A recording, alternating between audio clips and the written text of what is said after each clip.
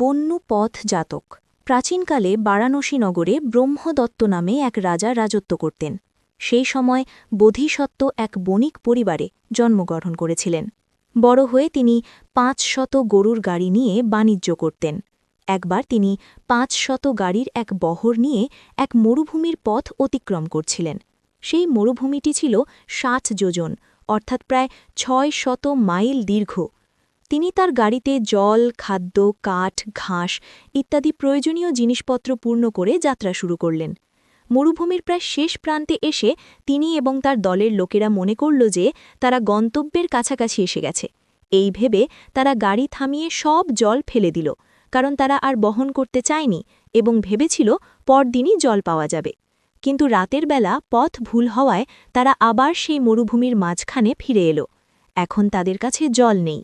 খাদ্যদ্রব্য থাকলেও জল ছাড়া রান্নাও করা অসম্ভব। চারিদিকে বালুকাময় মরুভূমি, জল বা গাছপালা কিছুই নেই। সবাই হতাশ হয়ে পড়ল এবং একরকম মৃত্যুর জন্য প্রস্তুত হল। এই ভয়াবহ পরিস্থিতিতে বোধিসত্ত্ব কিন্তু হাল ছাড়লেন না। তিনি ভাবলেন, এই বালির নিচে নিশ্চয়ই জল আছে। হাল ছেড়ে দেওয়া কাপুরুষের কাজ, আমাদের শেষ চেষ্টা করতে হবে। তিনি সবাইকে বললেন, এই স্থানটিতে একটি গাছ আছে বলে মনে হচ্ছে। এটি সেই ধরনের গাছ যা জল ছাড়া হয় না। তোমরা এটিকে খুঁড়তে শুরু করো। সবাই মিলে খনন শুরু করল।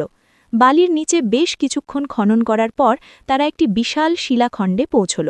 সবাই হতাশ হয়ে কাজ বন্ধ করে দিল, কিন্তু বোধিসত্ত্ব শেষবারের মতো বললেন, যারা সামান্য বিপদে কাজ ছেড়ে দেয় তাদের কখনো সাফল্য আসে না। এটিই আমাদের শেষ আশা।